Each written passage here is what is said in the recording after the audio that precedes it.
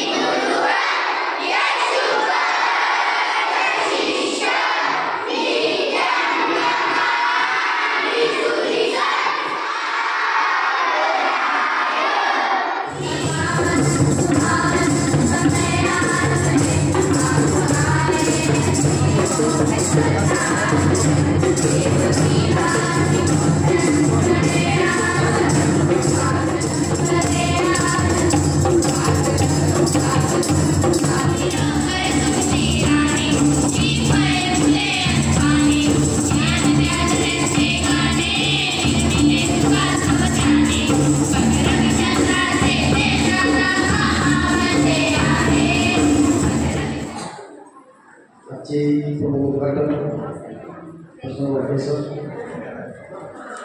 त्या आपल्या गावामध्ये शाळा चालू होऊन 15 वर्ष झाली. या शाळेला ज्यांचं आशीर्वाद आहे त्या आशीर्वादांचं आणि त्या महाराजांचं जयकारा करणं आपलं कर्तव्य. आणि मुलांनो ज्या जयकारा घ्यायचे मुलांना उदगाव कुटुंबामध्ये इंग्लिश मिडियममध्ये माध्यमामध्ये शाळा चालू करण्याचा हेतू तिचं एक कारण होतं की अतिशय समाजाचा संसार झाला इथं काय काय करायचं प्रस्ताव कोणाचा विषय झाला तर आम्ही पहिल्यांदा एक शाळेचं मांडलं होतं. म्हणजे त्या शाळा तयार व्हायचं मी महाराजांपासून समजून सांगितलो शाळा चालू इंग्लिश मिडियम चालू करण्याचा मागचा हेतू मी तुम्हाला जाणून बरंच लोक आम्हाला माहिती आहे आणि मलाही माहिती आहे. जयशिपूरमध्ये शिक्षणाचं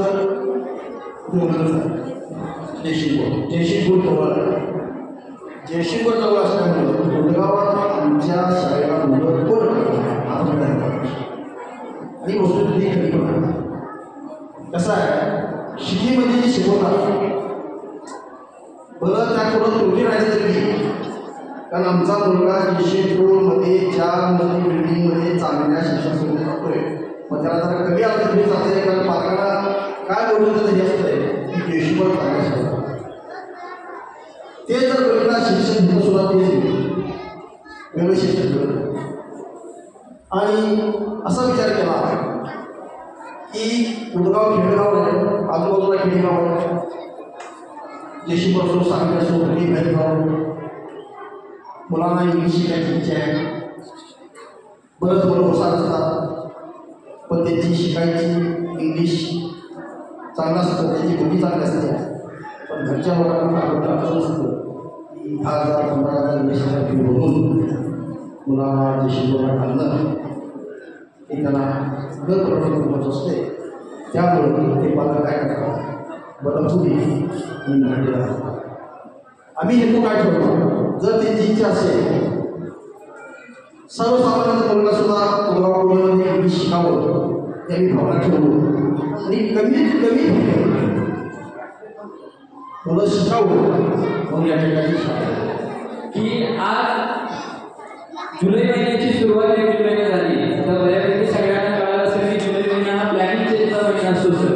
बऱ्याचशा प्लॅनिंग ह्या जुलै महिन्यामध्ये होत असतात ते अर्थसंकल्पाच्या बाबतीत असू दे किंवा सगळ्यांच्या मोबाईलच्या रिचार्जच्या बदलासंदर्भात असू दे म्हणजे सगळेच नियम जे 1 जुलैपासून बऱ्यापैकी बदलत असतात आणि आपल्या स्कूलमध्ये असे काही बदल आम्ही करतोय आणि त्या संदर्भात 2 मिनिटांमध्ये मी माहिती देऊन थांबतो. शाळेच्या बाबतीत काय शाळा आहे काय देते आहे कोणत्या पद्धतीने काम करते आहे सगळ्या माझ्या पालकांना माहिती आहे. शिक्षण देणं आणि ह्या विद्यार्थ्यांना घडवणं. आज जर सायन्स लॅबचं आपण उद्घाटन केलं प्रामाणिकपणे कबूल करलो की त्या सायन्स लॅबमधल्या प्रत्येक 20 ते 25% जे मार्क्स आहेत सर त्याचं नाव आणि त्याचे युजर्स मी सांगू शकतो तर विज्ञानाचा विचार नाही आहे. सायन्स आणि आमचं थोडंफार लांबपर्यंत संबंध नाही पण खरोखर मला आज एक अभिमान वाटतो की ज्याच्याकडून सायन्सचे धडे घ्यायला मिळाले ते सर आज या कार्यक्रमाला माझ्या शब्दाला मान देऊन उपस्थित राहिले. तर सायन्समधला एक कच्चा विद्यार्थी बोलतोय आणि त्या कच्च्या विद्यार्थ्याच्या शब्दाला मान देऊन आज 34 या ठिकाणी उपस्थित आहेत. खरोखर सर मी तुमच्या मनापासून आभार मानतो. गेले 10 दिवस या सायन्स लॅबच्या उद्घाटनासाठी मी धडपडतोय. पहिला विषय होता की 13 शाळा सुरू झाली 14 संध्याकाळी असलेल्या संस्थेच्या मीटिंगमध्ये गेलो होतो आणि सहजच बोलून गेलो सर माझी गेल्या वर्षी 2 इच्छा अपूर्ण राहिले ते म्हणजे एक सायन्स लॅब आणि दुसरी म्हणजे रोबोटिक्स लॅब आणि रोबोटिक्स लॅब आणि सायन्स लॅब मी ओपन करू शकतो याची खंत मनामध्ये आहे. आमच्या माननीय अध्यक्ष सर उपाध्यक्ष सर खजिनदार सर आज गावामध्ये महाराज याच्यामध्ये वाईट प्रसंग घडला त्यामुळे त्यामध्ये आज इथे उपस्थित राहतात. काय डोक्यात आहे याचं काहीच विचारलं नाही त्यांनी फक्त विचारलं सर उद्घाटनाची तारीख काय करायला म्हणजे एवढा मोठा विश्वास त्यांनी माझ्यावरती दाखवला आहे.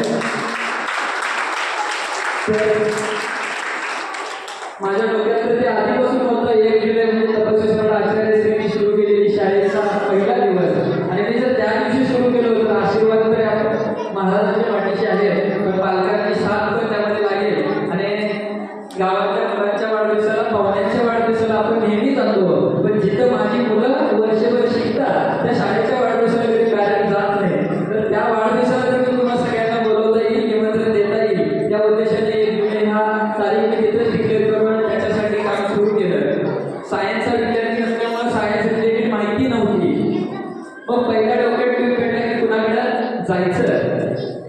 तर आदर्शमध्ये 44 साठीमध्ये जातात तर सांगितले सगळे बच्चे त्यांच्याकडे असणार. सरांना फोन केलो, एका मिनिटात सरांनी सांगितलं सूरज तू कुठं आहे? सर मी शाळेत आहे. तू वारी इथं ये, मला फोन कर, मी तुला सांगतो. तर मी जायच्या आधी मी तिथं जिथून साहित्य खरेदी केलं त्या काउंटरवरती गेल्यानंतर मी माझी ओळख सांगायच्या आधी त्या जे डिस्ट्रीब्युटर आहेत त्यांनी माझी ओळख सांगितली, सर तुम्ही परीक्षण ना आम्हाला फोन आणता, तुम्हाला काय पाहिजे ते सगळं साहित्य काढून बाजूला ठेवलंय, गाडी तुम्ही पाठवता का आम्ही पाठवू. म्हणजे एवढी मोठी मदत सरांनी केली. ती मांडणी असेल किंवा ते सायन्सचा स्कूलमध्ये कसा असावं हे बऱ्याच स्कूलमध्ये मी बघितलंय, पण माझ्या शाळेचं लॅब काहीतरी वेगळं असावं, कारण जगा वेगळं करण्यासाठी आम्ही कुठली मुलं धडपडत असतो. तर ते जगा वेगळं किंवा त्याला प्रोफेशनल लोक असणं गरजेचं आहे. तर याच्यासाठी आमच्या ऋतू गोरे मॅडमांनी जे एका ठिकाणी तुमच्या पवित्रता अशी आहे, सर त्यांचा MSc झाल्यावर 6 महिने माझ्याकडे मॅडम ट्रेनिंगसाठी आल्या आणि आज त्या कॉलेजवरती 11वी 12वीच्या मुलांना सायन्समध्ये केमिस्ट्री वगैरे शिकवतात. एवढं चांगलं त्यांना भाग्य लाभलं. एखाद्याचं चांगलं तुझ्यावर खूप लवकर करतं सर. तर माझ्या मनात 100% करणार आहे. तर माझी सगळी मुलं IAS लेवलची होणार आहेत. वाटलं तर लिहून ठेवा, तर सगळी मुलं तयार पडून वर्गामध्ये अध्यापकाचं काम शिक्षण करत असतात. तर त्या सायन्स लॅबसाठी ऋतू गोरे मॅडमांचंही खूप मोठं योगदान लागलं. मंगळवार, बुधवार, गुरुवार आणि शुक्रवार या 4 दिवशी संध्याकाळी 4 आणि 5, 4 ते 5 शेवटचा 1 तास आहे. त्यामध्ये विद्यार्थ्यांना स्वयं संरक्षणाचे धडे मिळावे म्हणून सर किक बॉक्सिंग आणि कराटेचं प्रशिक्षण आपण आपल्या स्कूलमध्ये चालू करतोय. तर आठवड्यात 2 दिवस येतात म्हणजे एका महिन्याला 2 दिवस आपण किक बॉक्सिंग आणि कराटे ते 1 जुलैपासून स्टार्ट करतोय. राधे सर नावाचे राधे कोळी नावाचे टीचर आपल्याकडे कराटे शिकवण्यासाठी येतात. त्याचबरोबर 1 जुलैपासून दुसरं विद्यार्थ्यांच्या प्रगतीमध्ये भर टाकण्यासाठी आपण सुरू करतोय, ते म्हणजे अबॅकस क्लास. आणि अबॅकस क्लाससाठी ज्या मॅडम गायडन्स करणार आहेत त्या भिसे मॅडम तुम्ही या ठिकाणी आज स्टेजवरती उपस्थित आहेत. अबॅकस क्लासची फी ही बाहेरून विद्यार्थ्यांसाठी घ्यायची आहे, पण जे संरक्षणाचे कराटे आणि किक बॉक्सिंगची फी आहे सर, तर ती संस्था देऊन करणार आहे. म्हणजे अशी भागातील पहिली शाळा असेल की मुळात 6,000 फीमध्ये शाळा चालते आणि त्या 6,000 मध्ये विद्यार्थ्यांना युनिफॉर्म, त्यांचे बुक्स आणि करिक्युलम ऍक्टिव्हिटी लागणाऱ्या सगळ्या खर्च शाळा करत असते. त्याचबरोबर हे संरक्षणाचे धडे देखील आपण आपल्या स्कूलकडून देऊन होतो. या ठिकाणी मॅडम तुम्हाला अभ्यास काय असतं कसं असतं कॉम्प्युटर क्लासेस की आपल्याकडे विद्यार्थ्यांना कॉम्प्युटर सुचवणे आणि थेरीद्वारे हे टीचिंग करण्याचं काम 1 जुलैपासून स्टार्ट होत आहे. विद्यार्थ्यांना गुणवत्तापूर्ण शिक्षण देणं हा आमचा एकमेव उद्देश आहे. बघा की जेव्हा झाड मोठं होतं तेव्हा झाडाला जगण्याने 100% मारले जातात. काही अपप्रचार होतात. या बाबतीत मी बोलणार आहे की काही शाळा लोक करतात की त्या शाळेमध्ये काय आहे, इथं आम्हाला 50,000 शिकवायचं होत नाही की 5 आणि 6,000 मध्ये शाळा काय देऊ शकणार आहे. पण 100% सांगतो की माझी शाळा एवढं सगळं देऊ शकते, कारण इथं प्रामाणिकपणे काम करणारे लोक आहेत, त्यांना पैशाची किंमत 0%. माझ्या शिक्षकांना पगाराची काही घेणं देणं नसतं, व्यक्तिगत मला पगाराची काही घेणं देणं नसतं. आम्हाला घेणं देणं असतं ते मुलं घडवण्यासाठी असतं. आणि ते 50,000च्या ज्या नोकरी किंवा 20,000च्या मुलाशी काही घेणं देणं नसतं, त्यांना पैशाशी घेणं देणं नसतं. आम्हाला पैशाशी काही घेणं देणं नाही, म्हणून आम्ही गुणवत्तापूर्ण शिक्षण एवढ्या कमी फीमध्ये देऊ नये. शाळांना नावं ठेवायचं नाहीये, कारण शाळा ती विदेशी मंदिरं म्हणूनच राहावी आणि तिथून विद्याच मिळावी एवढीच मी प्रार्थना करतो. आमच्या शाळेवरती सर प्रेम करणारे खूप जण आहेत. आता काल मी परवा दिवशी सायंकाळी 8:30 वाजता हाडचिंचवडमध्ये एक चांगला उपक्रम राबवला जातोय की 7 ते 9 मोबाईल शनिवारच्या त्याच्या 29 तारखेला शनिवारी त्यांनी सर आवर्जून मला फोन केलं होतं 2 दिवस आधी की सर आम्ही हा उपक्रम राबवतोय, तर आमच्यापेक्षा तुम्ही मार्गदर्शनाला यावं. आणि एक कार्यक्रम होता सर, जाऊ शकणार नव्हतो, तर फोन केल्यावर त्याचं शब्दच हे होते, आम्हाला काय माहित नाही सर, तुम्ही येणार आहे, तुम्ही बोलणार आहे, तुम्ही आम्हाला मार्गदर्शन करणार आहे आणि ते कसं यायचं ते तुमचं तुम्ही ठरवा, कोण ठरवतो. म्हणजे एवढं हक्कानं पालक आम्हाला घरातल्या कार्यक्रमाला बोलवतात. काल हा जेवढं सांगावं वाटतं, काल मला ह्या कार्यक्रमाला जाता नाही त्याची डिग्री देखील या ठिकाणी व्यक्त करणं गरजेचं आहे सर, कारण हा जेवढं काही आमचे पॅरेंट्स बाजूला गेले होते तर ते काल परत आले. तर त्यांनी काल घरी कार्यक्रम केला, एकदम पालकांना सांगितलं होतं की आपण त्यांच्या घरी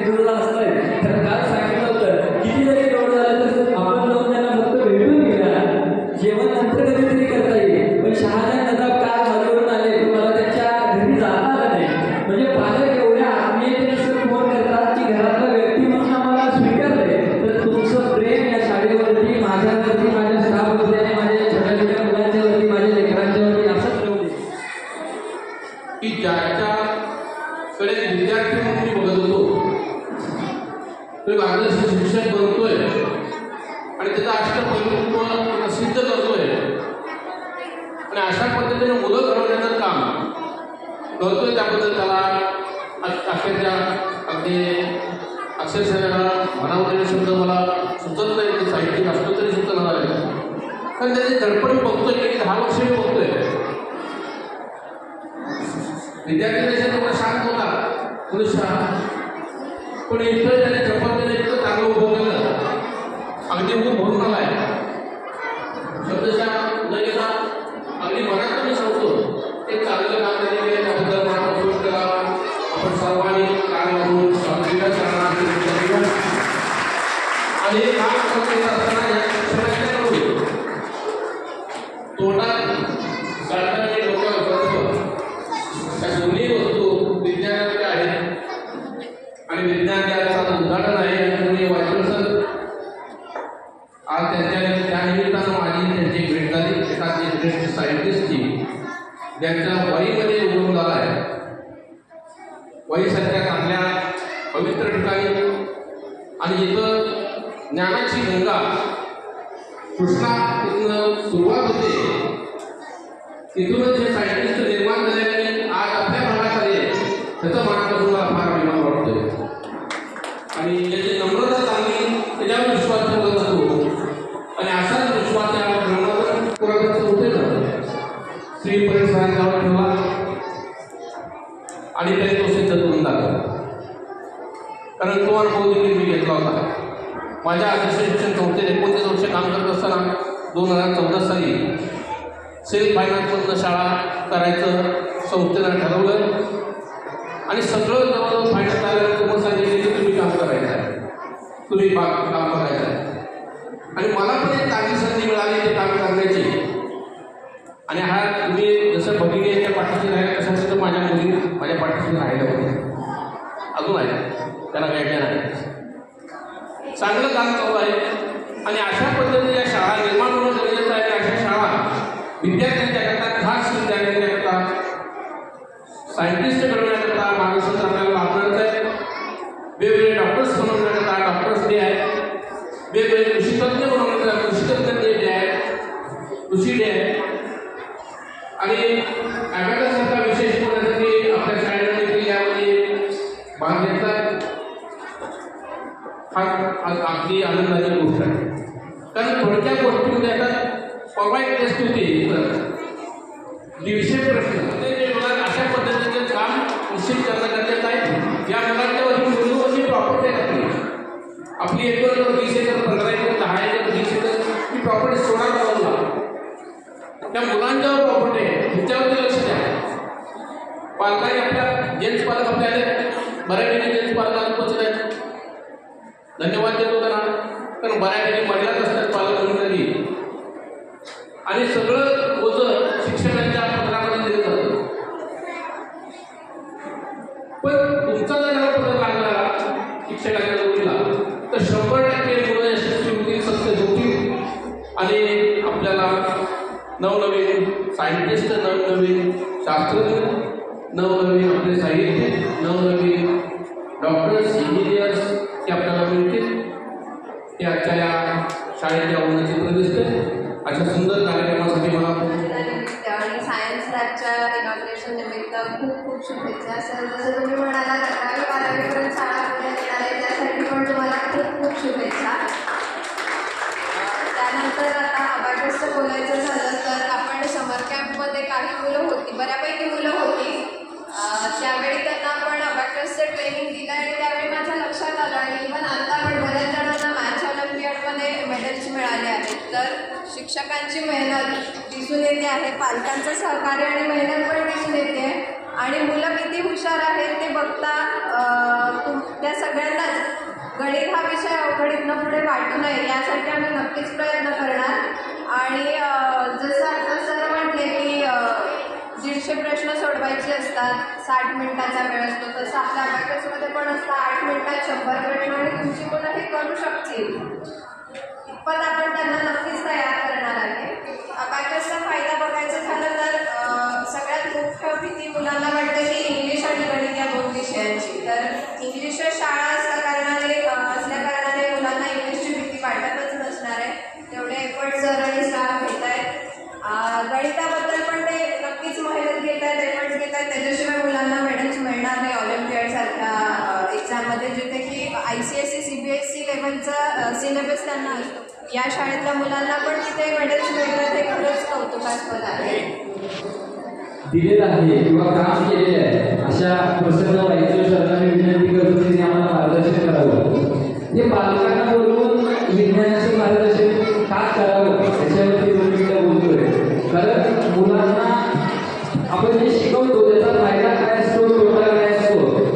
आज सायन्स लॅब चालू केले, का केलंय काय माहिती, का बोलवलंय काय माहिती, पण त्यातून मुलं काय शिकतात आणि शालेय जीवनामध्ये विज्ञान शिक्षणाचा काय फायदा आहे या सगळ्या गोष्टींसाठी आपण सरांना या ठिकाणी बोलवले. सरांना विनंती पण मी तुमच्याशी मराठी आणि इंग्रजीतनं बोलणार आहे. आणि सगळ्यात महत्त्वाचं म्हणजे मी केलेल्या आज तुमच्या प्रयोगशाळेचं उद्घाटन झालं ना, तर तुम्ही जसं जसं वरच्या वर्गात जाल तसं तुम्हाला प्रयोगशाळेमध्ये प्रयोग करायला मिळणार आहे. शालेय जीवनात विज्ञान शिक्षणाचं महत्त्व म्हणजे करिअरचा भक्कम पाया.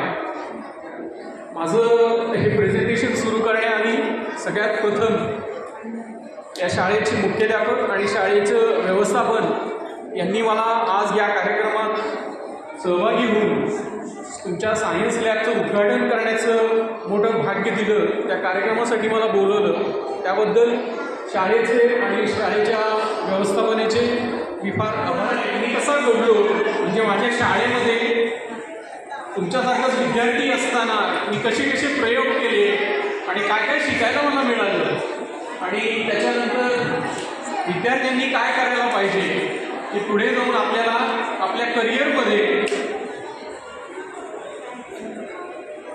त्याचा फायदा होणार आहे, त्याचा पाया जो आहे हा सगळा आज इथे या प्रयोगशाळेतूनच सुरू होणार आहे. Okay, so next slide. जेव्हा विद्यार्थी होतो सर तेव्हा 4थीपासून मला प्रयोगातून विज्ञान हा विषय शिकवला गेलेला आहे आणि तेव्हापासूनच विज्ञानाची आवड निर्माण झाली. पुढे 5वी 6वी आणि म्हणजे 10वीपर्यंतचे मला जे विषय मिळाले तेव्हा इतर शाळांमध्ये 7वीपासून जनरल सायन्स सामान्य विज्ञान म्हणून शिकवला जायचा. त्यावेळी माझ्या शाळेमध्ये जीवशास्त्र, भौतिकशास्त्र आणि रसायनशास्त्र असे वेगवेगळे विषय शिकवले जायचे. त्यामुळे विज्ञानाची जी डिसिप्लिन आहे ती अगदी 4थी 5वीपासूनच आम्हाला शिकायला मिळाली. तुम्ही मोठं होऊन इतके प्रयोग करायचे की तुमची स्वतःची प्रयोगशाळा असली पाहिजे आणि मी कशी माझी प्रयोगशाळा निर्माण केली ते असं थोडंसं तुमच्याबरोबर आज शेअर करा. लहानपणापासून तुम्हाला आता बरेच इथं मुलं, खरं तर मुलं मुली सगळेच आज विद्यार्थी त्यांनी एक्स्ट्रा करिक्युलर ॲक्टिव्हिटीज केल्या. Boys and girls, whatever you have achieved the medals and the certificates, congratulations to you and congratulations to the parents. Alright, ह्या ज्या ॲक्टिव्हिटीज आहेत ह्या अशाच पुढं कंटिन्यू करायच्या. लहानपणी मला रेडिओ ऐकायचा छंद होता.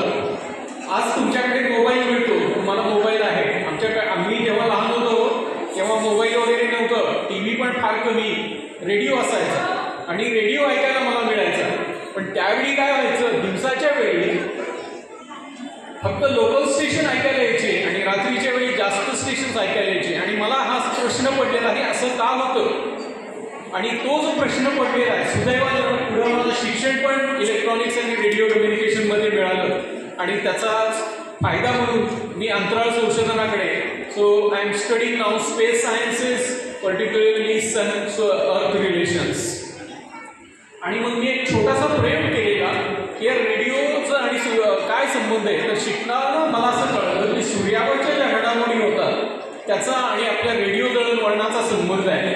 आणि मी 1995 साली आपल्या इथं जे ग्रहण झालेलं सोलार इक्लिप्स त्याचा स्टडी करण्यासाठी स्वतःचा एक्सपेरिमेंट बनवून माझी खरी रिसर्च लॅब सुरू केली. आणि त्याच्यानंतर 1996 जानेवारीमध्ये न्यूजपेपरमध्ये त्याची बातमी पण आली. तर माझं संशोधन कार्य आहे असं लॅबमधून थोडंसं करिअरबाबत मला बोलायचं होतं, पण पुढे कुठलं करिअर घ्यायचं मी जास्त त्याच्यावरती वेळ घेत नाही आहे.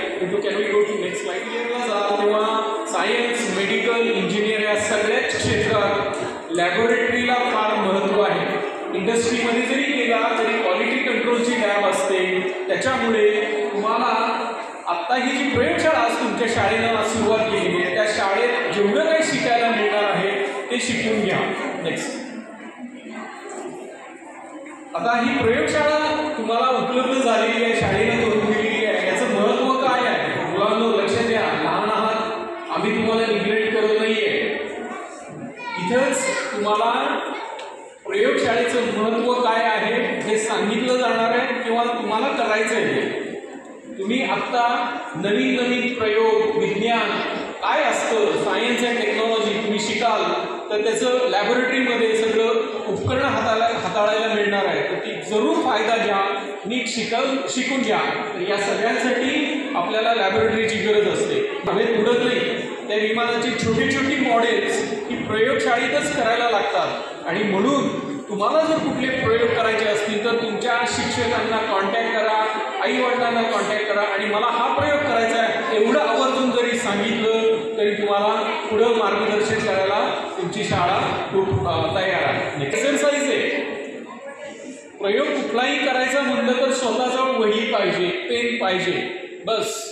आणि मला काय प्रयोग करायचा आहे, मला काय प्रश्न पडतोय, मला जाणून घ्यायचं आहे हे असं का चालतं, ही मशीन कशी चालते, तो मोबाईल फोन कसा चालतो, हे प्रोजेक्टर कसं चालतं, हे तुम्हाला पडलेले प्रश्न असतील तर तुमच्या वही लिहून काढा आणि तुमच्या टीचरांना किंवा पॅरेंट्सना दाखवा, मला याची माहिती पाहिजे.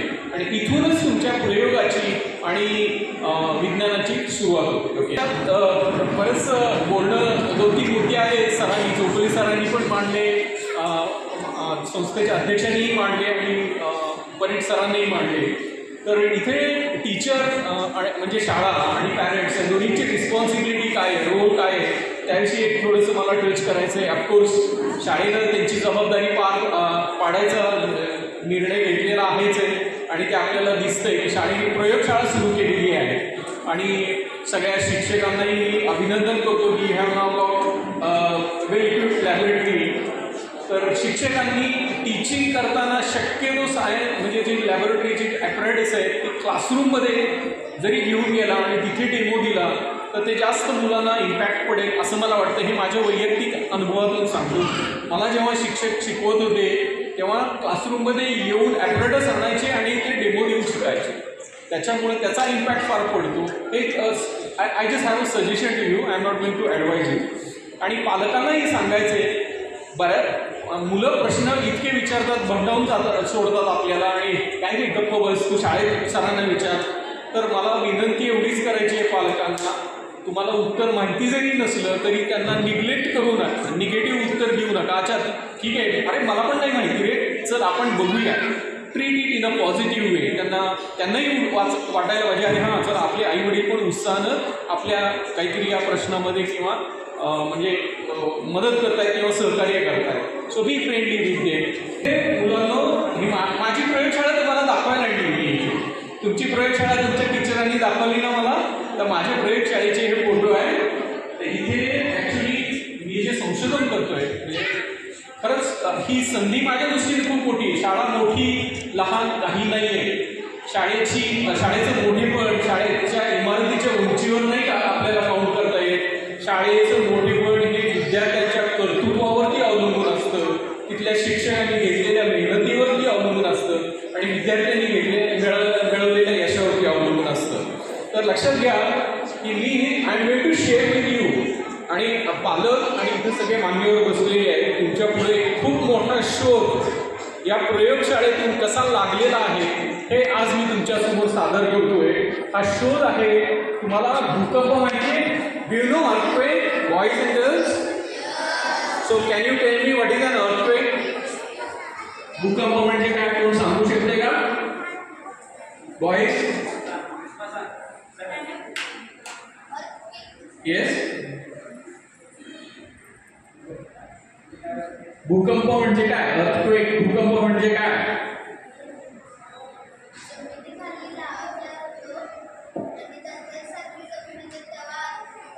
Very good, very good. पृथ्वीच्या पोटात जमिनीखाली लावा तयार होत असतो आणि तो जेव्हा जसं आता ही सगळी मुलं चुळबुळ करतायत, उड्या मारतायत की नाही, लेक्चर चालू असलं तरी तसा तो लावा सतत उड्या मारत असतो. आणि मग काय होतं, कोणतरी खुर्चीवरनं पडतं, धाडकन आवाज येतो, तसाच तो लावा पण असा उंच उड्या मारतो आणि तो जमिनीचा आपला हा पृष्ठभाग आहे त्यांनी हालतो आणि भूकंप तयार होतो. पण या भूकंपाचं काय बदल, भूकंपाची आणखी काय खाली म्हणजे पॅरेंट सिनियरसाठी अर्थक्वेकमुळं प्रामुख्यानं प्राणहानी होते. बरोबर आहे, भूकंप कधी होणार हे सांगता येत नाही. हवामान खातं पाऊस पडणार हे सांगू शकतं, पण भूकंप कधी होणार आहे हे सांगता येत नाही. तर आत्तापर्यंत जगामध्ये कोणतंही वैज्ञानिक तंत्रज्ञान नव्हतं की जे भूकंप आधी होणार आहे हे सांगू शकत. आणि माझ्या या प्रयोगाद्वारे भूकंप कधी होणार आहे, कुठे होणार आहे आणि किती मॅग्निट्यूडचा होणार आहे हा शास्त्रीय शोध लागलेला आहे. I am presenting a very important scientific discovery in front of you. तर त्याची जी उपकरणं आहेत ही सगळी मी केलेली माझ्या प्रयोगशाळेचे तुम्हाला फोटो. नेक्स्ट, पृथ्वी, stars, you study stars, planets, चिंता ना? येस. तर आपला सन जो आहे तो आपला स्टार आहे ना. Okay. Do you study environment? Okay. तर आपली पृथ्वी जी आहे, पृथ्वीच्या वातावरणाचे 2 थर आहेत. त्याच्यातला जो वरचा थर आहे त्याला अपर ॲटमॉस्फिअर म्हणतात. आणि सूर्याकडनं येणारे एक्सरेज आणि अल्ट्राव्हायोलेट रेज त्याच्यामुळं त्या वरच्या वातावरणाच्या थरामध्ये आयनायझेशन होतं आणि तिथे इलेक्ट्रॉन्स निर्माण होतात. आणि ते काय करतात, ते रेडिओ आपलं जे कम्युनिकेशन आहे त्याला डिस्टर्ब करतात किंवा त्याला कंट्रोल करतात. Okay, next slide. तर याच्यामध्ये ते इलेक्ट्रॉन्स निर्माण झाले की ते वरच्या वातावरणाच्या थरामध्ये कुठे कुठे निर्माण झाले याचा अभ्यास करणारं उपकरण मी ऍक्च्युली तयार केलेलं, कारण मला ते अभ्यास करायचा आहे. पण या नेक्स्ट उपकरणामध्ये ऍक्सिडेंटल डिस्कवरी ज्याला म्हणतो की ते माझा सूर्यावरच्या घडामोडी अभ्यास करायचा म्हणजे रिसर्चचा मेन पर्पज होता. त्या उपकरणामध्ये या भूकंपाच्या सिग्नेचर्स कॅप्चर झालेले आहेत. जगामध्ये आतापर्यंत कुणालाही भूकंपाचे संकेत मिळालेले नाही, ते माझ्या या प्रयोगाद्वारे मिळालेले आहेत. आणि या प्रयोगाआधारे मी भूकंप प्रेडिक्ट करतोय. तर इकडे या नकाशात दाखवलेले आहे की मी भारतात इथे तुमच्या जवळ इचलकरंजीमध्ये बसून न्यूझीलंड पर्यंतचे भूकंप मोठे होणार आहे मी इथं बसून प्रेडिक्ट करतो. नेक्स्ट. तर हे काही अलर्ट आहे, अक्षरांनी दिसत नाही आहे. पण 4 मार्चला न्यूझीलंडच्या जवळ मॅग्निट्यूड 8चा मोठा भूकंप झालेला, सुनामी पण त्यांनी झालेली. आणि हा भूकंप मी फेब्रुवारी महिन्यामध्ये प्रेडिक्ट केलेला आणि गव्हर्नमेंटला पण ते कळवलेलं. Okay, next. तर हे म्हणजे जस्ट नकाशात दाखवलेले आहे की आपण भारतात कुठे राहतो आणि तो भूकंप हजारो किलोमीटर दूरवर कसा किती झाले. Okay, next. Okay, I think we should skip volcano, boys and girls, senior students, volcano, Jwalamukhi, right? तर भूकंपाबरोबर volcano पण होत असतो आणि तो समुद्राखाली जो volcano झालेला त्याचंही हालचाली माझ्या विज्ञान स्टेशनमध्ये किंवा या प्रयोगाद्वारे टिकले. Okay, next next next next just go next. बातम्या पाहता की कार्टून पाहता? बातम्या पाहता? वा, व्हेरी गुड. सो मागच्या एप्रिलमध्ये तैवानमध्ये भूकंप झालेल्या बातम्या पाहिल्या असतील.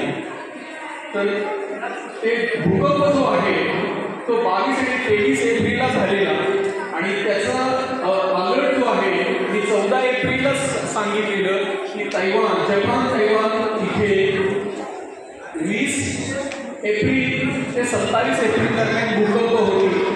आणि बरोबर 28 एप्रिलला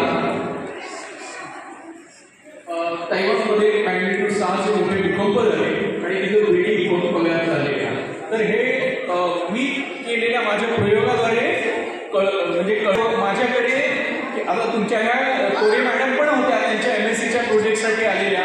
तर रिसर्च स्टुडंट्स पण असतात आणि शाळेचे विद्यार्थी पण असतात बरं का. तुम्हाला जर विज्ञान प्रदर्शनाची प्रोजेक्ट्स करायचे असतील तर मुलंही येतात. आणि गेल्या वर्षी असंच एका विद्यार्थ्यांनी सायन्सचं प्रोजेक्ट माझ्याकडे केलेलं आणि तिला फर्स्ट प्राईज मिळालं, ते माझी सर्टिफिकेट आहे. आणि ही काही मी माझ्या प्रयोगशाळेचे हे प्रोजेक्ट्स आहेत मुलांबरोबर केलेले, विद्यार्थ्यांबरोबर. एक आहे ते ट्रॅफिक लाईटचं आहे, ते परदेशात केलेलं आहे. आणि आपले तुमच्या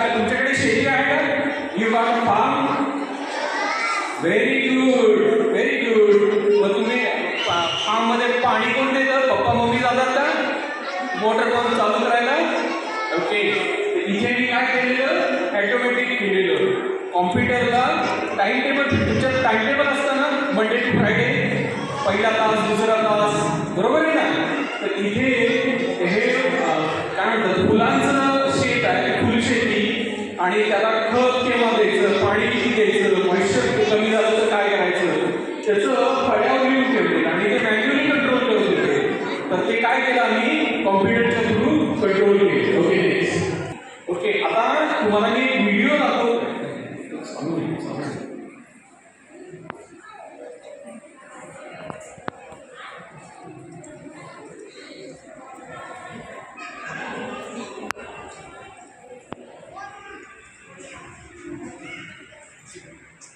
काय झालं,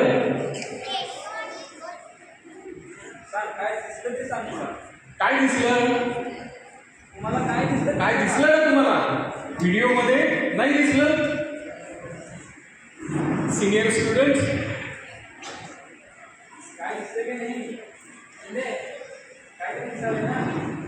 काय झालं तिथे, मॉलिक्युल्स, इलेक्ट्रॉन्स, सिनियर स्टुडंट्स.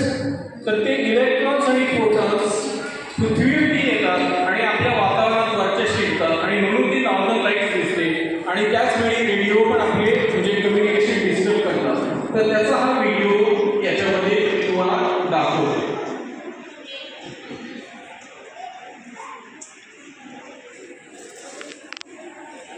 मगाशी जे पांढरं स्फोट झाल्यासारखं दिसलेलं तो सूर्याचा फोटो होता आणि आता तिथनं आलेले इलेक्ट्रॉन्स हे पृथ्वीवरती धडकल्यानंतर काय होतं हे तुम्हाला दिसेल. हा नकाशा आहे जगाचा आणि कुठे कुठे त्याचे परिणाम झालेले आहेत ते दाखवलं आणि हा अभ्यास मी करतोय. म्हणजे सूर्याकडनं येणारे प्रोटॉन्स आणि इलेक्ट्रॉन्स ते वारं पृथ्वीवर धडकल्यावर काय करतं, काय परिणाम होतात, तर त्याचा अभ्यास मी करतोय इथे.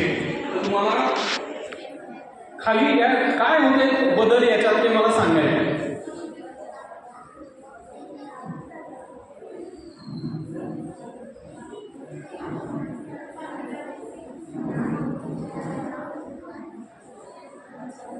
काय दिसला बदल झालेला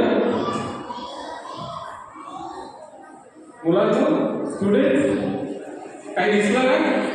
एवढंच मी बोलतो आणि पुन्हा एकदा शाळेच्या व्यवस्थापनानं आणि शाळेच्या मुख्याध्यापकांनी मला इथं बोलवलं आणि तुमच्याबरोबर इंटरॅक्ट होण्याची जी संधी मला दिली त्याबद्दल मी त्यांचे आभार मानतो. आणि शाळेने जी नवीन प्रयोगशाळा तयार केलेली आहे त्या शाळेच्या त्या प्रयत्नांना त्यांचे अभिनंदन करतो.